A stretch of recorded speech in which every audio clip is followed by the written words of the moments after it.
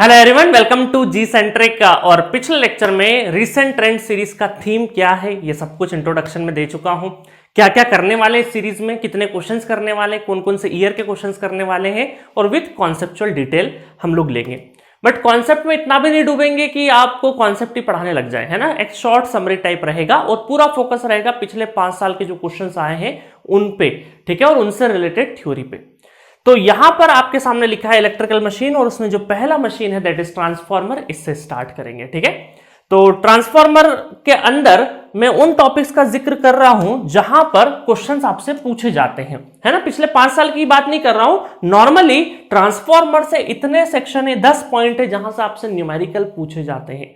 पहला है magnetic circuit, यहां से न्यूमेरिकल आता है, ठीक है, आने की पॉसिबिलिटी रहती है। Eddy current and hysteresis losses दोनों को मिला के हम लोग कोर लॉस बोलते हैं, यहां से आपके न्यूमेरिकल बनते ही बनते हैं। थर्ड नंबर है OC and SC test, open circuit and short circuit, very famous test. आप अपने इंजीनियरिंग में जो लेबोरेटरी परफॉर्म करते हो उसमें ओसी एससी बहुत दिनों तक, बहुत सालों तक याद रहता है। जो लोग इलेक्ट्रिकल इंजीनियरिंग छोड़ भी चुके होंगे तो कई सालों तक उन्हें open circuit short circuit test याद रहता है, ठीक है। तो और इससे जो इक्विवेलेंट सर्किट बनता है इसके ऊपर भी क्वेश्चंस आपसे पूछे जाते हैं। Per unit system end voltage regulation, again very important topic, यहां से भी न्यूमेरिकल बनते हैं। फिफ्थ है इफिशिएंसी, इफिशिएंसी से भी क्वेश्चंस बनते हैं। सिक्स्थ है ऑटो ट्रांसफार्मर, यहां से भी क्वेश्चन बनते हैं। सेवंथ है पैरेलल कनेक्शन, बहुत ही फ्रिक्वेंट तो नहीं बट कभी भी क्वेश्चंस आते हैं यहां से, है ना, बन सकते हैं क्वेश्चंस, बहुत फ्रिक्वेंट नहीं बनते वो बात अलग है बट क्वेश्चन बनते हैं। 8 नंबर का है 3 फेज ट्रांसफार्मर, बहुत सारे लोगों को थोड़ा डिफिकल्टी होता है, हम लोगों ने बहुत ही इजी तरीके से फुल कोर्स में पढ़ा है इसको। तो 3 फेज ट्रांसफार्मर से भी न्यूमेरिकल आता है। 9th नंबर है 3 वाइंडिंग ट्रांसफार्मर, ये भी फ्रिक्वेंट आज तो नहीं है बट कभी कभी सरप्राइज वाले पेपर में इसका रोल हमेशा रहता है। और 10th है मिसलेनियस टाइप के क्वेश्चन, ऐसे क्वेश्चन जो कंस्ट्रक्शन बेसिस पे हो या फिर एक से ज्यादा जो कॉन्सेप्ट मिक्स करके आपसे पूछे। देखिए क्या होता है ना, कई बार ट्रांसफार्मर में इफिशियंसी बोला तो सिर्फ इफिशियंसी पे क्वेश्चन नहीं होता, हो सकता है इफिशियंसी, वोल्टेज रेगुलेशन, ओसीएससी, इन तीनों, थर्ड फोर्थ फिफ्थ तीनों को मिला के एक क्वेश्चन बन जाए। मतलब हर एक में कॉन्सेप्चुअली आपको ओसीएस, क्योंकि देखो टेस्ट जो है वो टेस्ट से हम लोग क्या निकालते हैं, लॉसेस से तो निकालते हैं, कोर लॉस और कॉपर लॉस, तो इसीलिए लॉसेस की बात यहां पर भी करते हैं हम लोग, ठीक है। तो यहां पे वोल्टेज रेगुलेशन, इफिशिएंसी और टेस्ट, इन तीनों को मिलाकर भी एक क्वेश्चन आपसे पूछा जा सकता है, मिक्सिंग करके पूछा जा सकता है। तो मिसलेनियस में ऐसे ही कुछ क्वेश्चंस कभी मिक्सिंग करके पूछ ले या फिर ऐसे क्वेश्चन जो कि डायमेंशन बेस्ड हो। बट मिसलेनियस में ऐसा नहीं कि हर एक साल क्वेश्चन आएगा ही आएगा, आपको कभी कभी 4-5 साल में एक आध क्वेश्चन सरप्राइजली मिलेगा। तो ये 10 पॉइंट है इसमें पूरे ट्रांसफार्मर से न्यूमेरिकल वाले सेगमेंट से, ठीक है। तो अब आपका क्वेश्चन होगा सर सारे टॉपिक हम लोग 1 बाय 1 पढ़ने वाले क्या? नहीं, मैं आपको बताऊंगा कि पिछले 5 साल में जो क्वेश्चंस आए हैं वो कहां से आए हैं और कहां कहां पे हमें फोकस करना है, ठीक है। तो एक शॉर्ट समरी तो मैं सबकी थोड़ी थोड़ी तो दे ही दूंगा आपको, ठीक है। चलिए तो सबसे पहले स्टार्ट करते हैं हम लोग मैग्नेटिक सर्किट। अब देखिए हमारा जो फुल कोर्स है उसमें मैग्नेटिक सर्किट थोड़ा बहुत बाद में आता है, 10 एक लेक्चर के बाद में आता है। तो उस मैग्नेटिक सर्किट तक पहुंचने से पहले हम लोग हमारे फुल कोर्स में क्या पढ़ते हैं, सिलेबस पढ़ लेते हैं। उसके बाद फैराडे का एक्सपेरिमेंट, फैराडे लॉ के बारे में पढ़ते हैं। फ्लक्स और फ्लक्स लिंकेज क्या है इसके बारे में पढ़ते हैं। उसके बाद हम लोग पढ़ते हैं लेंज लॉ के बारे में, ठीक है। उसके बाद पढ़ते हैं इलेक्ट्रिकल मशीन प्रिंसिपल पढ़ते हैं। उसके बाद जर्नी ऑफ कोर मटेरियल, सीआरजीओस की जर्नी पढ़ते हैं कि किस तरीके से हम लोग कोर मटेरियल तक आए और क्या इंपॉर्टेंस है इसका। उसके बाद BH curve, material based strain से स्ट्रेस कर्व होता है ना, स्ट्रेन और स्ट्रेस कर्व, वैसे ही हमारा बीएच कर्व होता है, सिमिलर काइंड ही है, ठीक है, मटेरियल। तो ऐसा लगेगा आपको कि यहां पर सिर्फ और सिर्फ मटेरियल साइंस की बात हो रही है ना। तो हम लोग जिस मटेरियल से हम ट्रांसफार्मर का कोर बनाएंगे उसके ऊपर पूरी चर्चा करते हैं। उसके बाद ट्रांसफार्मर का कंस्ट्रक्शन, है ना, कंस्ट्रक्शन में हम लोग पूरा कंस्ट्रक्शन किस तरीके से होता है, ऑयलिंग कैसे फिल की जाती है, सारा चीज पढ़ते हैं। उसके बाद 10th नंबर पे आता है मैग्नेटिक सर्किट फाइनली, जहां से न्यूमेरिकल पूछते हैं।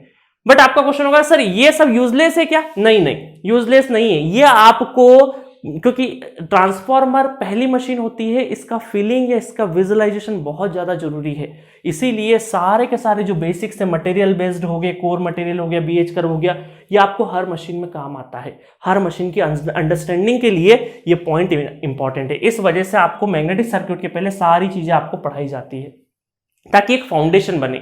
और मैं मशीन पढ़ाते पढ़ाते जो मुझसे फुल कोर्स में पढ़े होंगे तो एक बात मैं हमेशा बोलता था मशीन और पावर सिस्टम में कि ये मान के मैं पढ़ा रहा हूं कि ये आप आखिरी बार पढ़ेंगे और पहली बार और आखिरी बार पढ़ेंगे। क्यों? क्योंकि पहली बार जो इंटरेस्ट क्रिएट होता है ना सब्जेक्ट पढ़ने के लिए, उसका अलग ही लेवल होता है, उसमें जो एनर्जी, जो एक्साइटमेंट होता है हमें सब्जेक्ट पढ़ने के लिए, वो अलग लेवल का होता है। तो इस तरीके से मैंने मशीन पढ़ाया कि मशीन सिर्फ आप एक बार पढ़िए और आपको फिर किसी दूसरे सोर्स की जरूरत नहीं पड़े। तो उसके बाद सिर्फ कॉन्सेप्ट को पॉलिश करना है, आपको रिवीजन करना है और एग्जाम में लिखना है। सिर्फ गेट ही नहीं, अदर देन गेट एग्जामिनेशन भी आप आसानी से क्वालिफाई कर सकते हैं। ठीक है, चलिए उसके बाद magnetic circuit. Then magnetic circuit के ऊपर दो लेक्चर से जहां पे मैंने न्यूमेरिकल डिस्कशन किया है।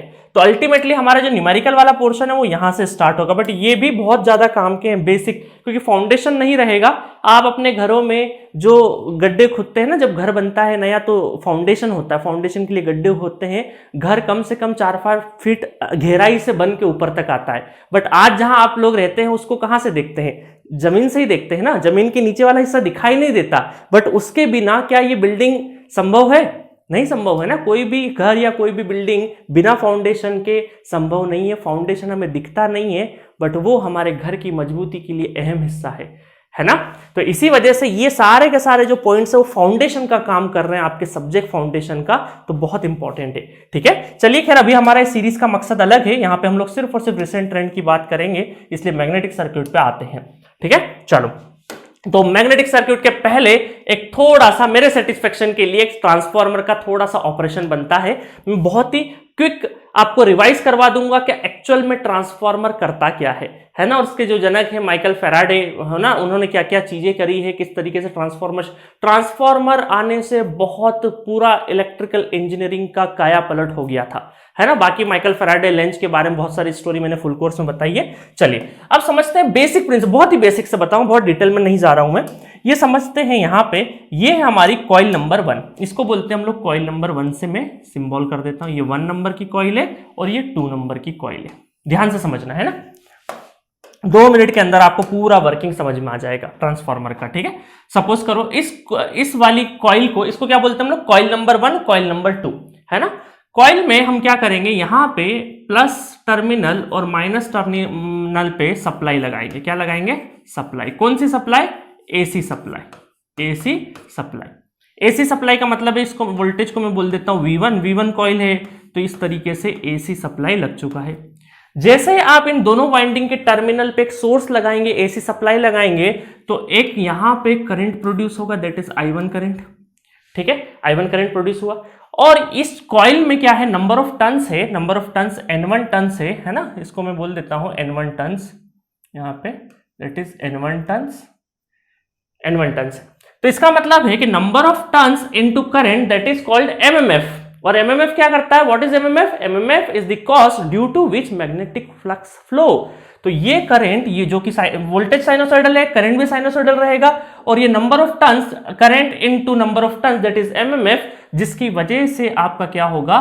फ्लक्स सेटअप होगा। क्या होगा? जिसकी वजह से आपका फ्लक्स सेटअप होगा। और इसको मैं थोड़ा सा डिफरेंट कलर से दे देता हूं, ये हमारा फ्लक्स सेटअप हुआ, ये हमारा फ्लक्स सेटअप हुआ, ये फ्लक्स लाइन से, अरे कहाँ चले गया, है ना, ये हमारी फ्लक्स लाइन से, ये हमारी फ्लक्स लाइन से, फ्लक्स लाइन्स। तो कुछ फ्लक्स क्या होगा? बाहर चले जाएगा, कुछ फ्लक्स यहाँ पे पूरी तरीके से यहाँ पे आ जाएंगे, कुछ फ्लक्स ठीक है, कुछ फ्लक्स यहाँ पे आ जाएंगे और कुछ फ्लक्स इधर डाइवर्टेड हो जाएंगे। ठीक है, ये कुछ डाइवर्टेड हो गया और कुछ यहाँ पे आ गया, है ना। बहुत ज्यादा गहराई से नहीं लिखते, ठीक है।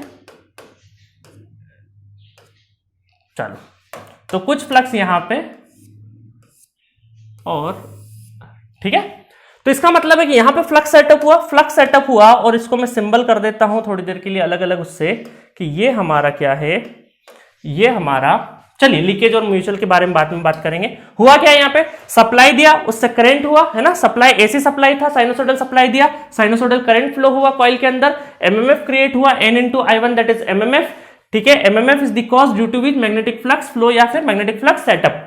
ठीक है, और मैग्नेटिक फील्ड लाइंस जब गई इधर के साइड में, मैग्नेटिक फ्लक्स लाइंस गई, ये इसके बारे में मैं ऑलरेडी आपको पढ़ा चुका हूं। कहां पे? नेटवर्क थ्योरी में इंडक्टेंस पढ़ाया था ना, यही सारी चीजें बताई थी। ठीक है, और एक रिलेशन भी बताया था इंडक्टेंस के बीच में, L इक्वल टू N∅/I। ठीक है, और MMF क्या होता है? MMF equal to number of turns into current. ठीक है, चलिए, तो अब क्या होगा? मैग्नेटिक फ्लक्स लाइंस में से कुछ लाइन तो कहां चले गई, इसके अंदर चले गई, दैट इज φm जिसको म्यूचुअल बोलते हैं, ठीक है। और कुछ लाइंस कहां चले गई, बाहर आउटसाइड चले गई, हमारी सेकंड नंबर की कॉइल से नहीं टकराई, ठीक है, ये आउटसाइड चले गई, तो इसको हम क्या बोलते हैं, लीकेज। क्या बोलते हैं, लीक हो गया ना, तो इसको बोलते हैं लीकेज फ्लक्स, लीकेज फ्लक्स, ठीक है, इसको बोलते हैं दोनों को लीकेज फ्लक्स। और ये हमारा क्या है, लिंकेज, लिंक कर रहा है ना, कॉइल नंबर 2 को लिंक कर रहा है ना, कॉइल 1 से कॉइल 2 को क्या कर रहा है, लिंक कर रहा है ना, तो इसके वजह से क्या बोलते हैं इसको, लिंकेज फ्लक्स, या फिर म्यूचुअल फ्लक्स भी बोल सकते हैं, म्यूचुअल फ्लक्स, या फिर यूजफुल फ्लक्स भी बोल सकते हैं, ठीक है। चलो, तो अब यहां पे क्या हो गया है, म्यूचुअल फ्लक्स आ चुका है, इसकी वजह से अब क्या होगा, देखिएगा, ध्यान से देखिएगा, है ना। अब यहां पे म्यूचुअल फ्लक्स की वजह से क्या होगा, एक इंड्यूस ईएमएफ क्रिएट होगा, इंड्यूस ईएमएफ, और कॉइल नंबर 2 है तो that is induce EMF E2। अब आपका क्वेश्चन होगा, सर इंड्यूस ईएमएफ E1 भी तो सेटअप होगा, बिल्कुल होगा, क्योंकि यहां पर भी तो फ्लक्स है, तो फ्लक्स यहां पर भी है, तो यहां पर भी क्या होगा, एक इंड्यूस ईएमएफ E1 सेटअप होगा, ठीक है। बट मेरा फोकस इस पे ज्यादा क्यों है, क्योंकि कॉइल 1 से कॉइल 2 तक किस तरीके से लिंकअप होता है फ्लक्स का, वो मुझे बताना है, ठीक है। और इसी को क्या बोलते हैं, यहां पे जो इंड्यूस ईएमएफ क्रिएट हो चुका है, और अगर आपने यहां पे लोड लगा दिया तो यहां पे करंट भी फ्लो कर जाएगा। तो यहां पर क्या हुआ, आपने एक कॉइल पे सप्लाई दिया, उसकी वजह से बिना किसी फिजिकल, क्योंकि एयर है बीच में अभी, बिना किसी फिजिकल कांटेक्ट के आपने दूसरी कॉइल के अंदर इंड्यूस ईएमएफ क्रिएट करवा दिया, और अगर ये लोड लगा दिया अगर, तो यहां पे करंट भी फ्लो हो जाएगा। That is the principle of Faraday law of electromagnetic principle, Faraday law of electromagnetic principle, या फिर हम ये बोल सकते हैं दैट इज इंडक्शन। इसको क्या बोलते हैं, इंडक्शन। इंडक्शन का मतलब है इफेक्ट विदाउट टचिंग, बिना किसी फिजिकल टच के एक कॉइल पे सप्लाई देने से दूसरे पे इफेक्ट आ रहा, that is called induction principal, ठीक है, Faraday law of electromagnetic induction principal, ठीक है। तो यहां पर आपको समझ में आ गया, ये इंड्यूस ईएमएफ क्रिएट हुआ, और फैराडे के हिसाब से और लेंज के कंट्रीब्यूशन के हिसाब से जब E2 की परिभाषा लिखेंगे तो E2 इक्वल टू कितना हो जाएगा, नंबर ऑफ टन्स कितना है, that is N2 number of turns, तो minus N2 d φm by dt, d φm by dt, n d phi by dt, इससे इंड्यूस ईएमएफ निकल आएगा। अभी हम लोगों ने ओपन सर्किट रखा है, इस वजह से करंट फ्लो नहीं कर रहा है, और वो बाकी जो पूरा वर्किंग है वो ऑलरेडी मैं फुल कोर्स में बता चुका हूं कि अगर यहाँ लोड लगेगा तो एक यहाँ पे कुछ फ्लक्स जो सेटअप हुआ उसमें थोड़ी सी कमी आएगी, वापस से extra flux, extra current extra flux को करेगा, कंपनसेट करेगा पूरे फ्लक्स को, और अल्टीमेटली कोर के अंदर हमारा फ्लक्स कॉन्स्टेंट रहता है। वो सारी चीजें मैं ऑलरेडी फुल कोर्स में बता चुका हूं, ठीक है, आया बात समझ में यहां पे। तो ये हो गया हमारा induce EMF E2 in the coil 2।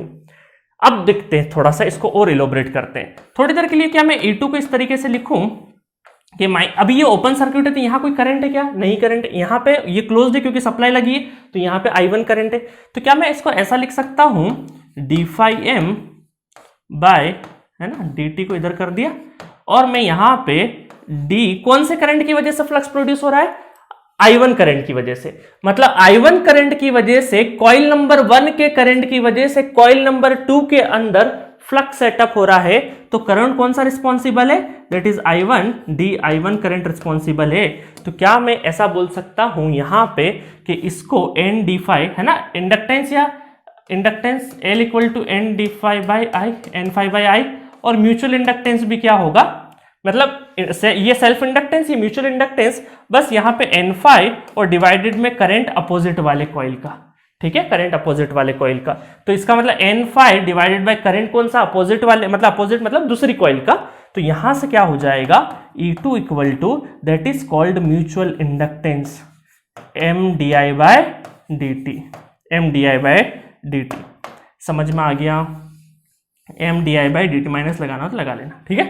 चलिए, माइनस MDI बाय dt, ये हो गया म्यूचुअल इंडक्टेंस। ये क्या हो गया, इन दोनों के बीच में जो इंडक्टेंस एग्जिस्ट कर रहा है वो क्या है आपका म्यूचुअल इंडक्टेंस, और इसके अंदर जो इंडक्टेंस एग्जिस्ट करेगा वो क्या है आपका सेल्फ इंडक्टेंस। तो सेल्फ इंडक्टेंस को अगर हम लोग लिखें तो E1 equal to minus N1 d phi। अब ये phi कौन सा होगा, ये phi तो टोटल होगा, ये phi कौन सा होगा, दैट इज phi टोटल।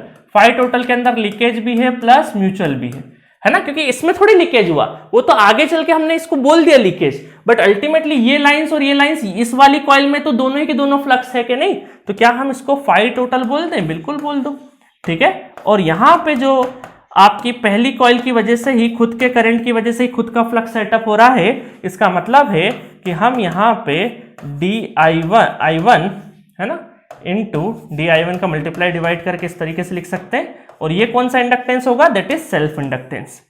ये हो जाएगा आपका सेल्फ इंडक्टेंस।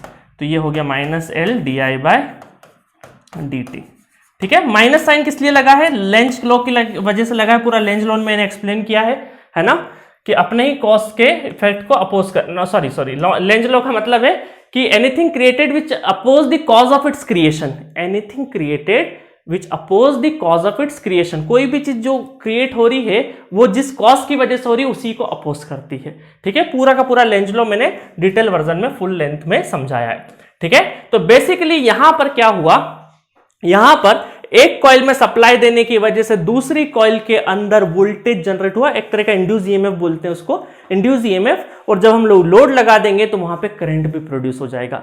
मतलब हमने क्या कर दिया? पावर को ट्रांसफर कर दिया, है ना। एक सर्किट से दूसरे सर्किट में पावर को ट्रांसफर करते हैं विदाउट टचिंग, कोई भी physical, without any physical contact हम लोगों ने ट्रांसफर कर दिया। अब देखिए क्या हुआ, यहां पर हमारी कोशिश क्या होगी, हमारे लिए जो इंड्यूस ईएमएफ E2 है ये ज्यादा से ज्यादा बनना चाहिए, हम तो यही चाहेंगे, और उसके लिए ज्यादा से ज्यादा φm होना चाहिए। बट दिक्कत क्या आ रही है कि जो लीकेज में चले जा रहा है, तो ये हमारे लिए डिसएडवांटेजेस है, क्योंकि हमें यहां पे एक तो फ्लक्स को जनरेट करने के लिए बहुत एनर्जी लगानी पड़ रही है, जब जाके फाई टोटल हो रहा है। अब इस फाई टोटल में से लीकेज अगर चले जाएगा और म्यूचुअल कम है, क्योंकि काम का या फिर यूजफुल फ्लक्स तो हमारा φm है, तो हमारी कोशिश ये रहेगी कि ये जो φm है, हमारी कोशिश क्या रहेगी कि φm क्या रहे, ज्यादा से ज्यादा रहे और लीकेज कम से कम रहे, क्योंकि ये तो वेस्ट जा रहा है ना हमारा, ये तो क्या हो रहा है हमारा, वेस्ट जा रहा है। तो हमारी कोशिश क्या रहेगी कि म्यूचुअल या यूजफुल या फिर लिंकेज फ्लक्स ज्यादा से ज्यादा रहे। अब इसके लिए अभी तक तो क्या था, यहाँ पे एयर थी, है ना, अभी तक तो क्या था, एयर थी, इसके बीच में कोई भी फिजिकल कनेक्शन नहीं था। बट हम एक काम करते हैं, इन दोनों कॉइल को फिजिकली कनेक्ट तो नहीं करते हैं, बट इन दोनों के बीच में कोई ऐसा मटेरियल ज्वाइन कर दे, ऐसा मटेरियल या ऐसा सेतु बना दे ताकि ज्यादा से ज्यादा फ्लक्स इधर ही जाए। अब आपके दिमाग में मटेरियल कौन सा आएगा? फ्लक्स क्या है, ये क्या है, सारी सारी मैग्नेटिक फील्ड लाइन से, मैग्नेटिक फील्ड लाइन से। तो मैग्नेटिक फील्ड लाइंस के लिए फेवरेबल मटेरियल तो आयरन का होता है कि सर एक आयरन की रॉड लगा दीजिए तो आयरन से ज्यादा क्या होगा, फ्लक्स ट्रेवल कर जाएगा, इधर लीकेज की तरफ कम जाएगा, है ना। चुंबक क्या होती है, आप एक प्लास्टिक का मटेरियल रख दो, एक आयरन का रख दो, है ना, तो प्लास्टिक की तरफ अचानक से अट्रैक्ट नहीं होगी, जैसे पास में ले जाओगे तो अचानक से लोहे की उसकी जो आयरन मटेरियल उस तरफ से क्या हो जाएगी, अट्रैक्ट हो जाएगी और वहां जाके चिपक जाएगी। एक चुंबक या फिर मैग्नेट ऐसा ही नेचर होता है। तो सिमिलरली हमें पता है कि फील्ड लाइंस जो है, फ्लक्स लाइंस है, ये मैग्नेटिक फील्ड लाइंस है असल में। और अगर इनको इधर इधर उधर जो डिस्ट्रैक्ट हो रही है, जो भटक रही है, जो लीकेज की तरफ इधर उधर डाइवर्ट हो गई है, इसको अगर एक लाइन रखना है, ज्यादा से ज्यादा एक ही रास्ते पे ले जाना है, तो इसके बीच में कॉइल 1 और कॉइल 2 के बीच में एक सेतु बनाना पड़ेगा।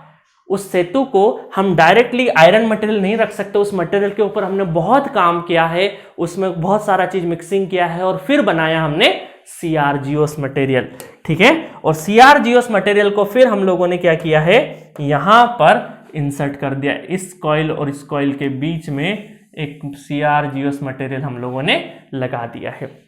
इसको क्या बोलते हैं, CrGeos मटेरियल, ठीक है। इसको अगर मैं चाहूं तो यहां पे थोड़ा सा अलग कलर से भी, या इस तरीके से, that is our CrGeos material, ठीक है। अब इस मटेरियल CrGeos मटेरियल की क्या खासियत है ना, ferromagnetic material, highly ferromagnetic material होता है। देखिए आपने जब मटेरियल साइंस या थोड़ा बहुत पढ़ा होगा तो पैरामैग्नेटिक, डायमैग्नेटिक और फेरोमैग्नेटिक पढ़ा होगा। तो फेरोमैग्नेटिक क्या करता है, मैग्नेटिक फील्ड लाइंस को अपने से ज्यादा पास करवाता है। तो ये जो CrGeos मटेरियल का हाईली फेरोमैग्नेटिक मटेरियल है, तो इसके अंदर ज्यादा से ज्यादा फील्ड लाइंस पास हो, इस वजह से हमने इसको यहाँ पे इस बार को लगा दिया है ताकि म्यूचुअल क्या रहे, ज्यादा से ज्यादा रहे, लीकेज कम से कम रहे, ठीक है। तो इसी को बोलते हैं हम लोग हमारे ट्रांसफार्मर की भाषा में कोर ऑफ द ट्रांसफार्मर। क्या बोलते हैं इसी को हम लोग, core of the transformer, core of the. और ये कोर किससे बना रहता है, ये CrGeos मटेरियल का बना होता है, ठीक है, CRGOs मेटल का बना होता है।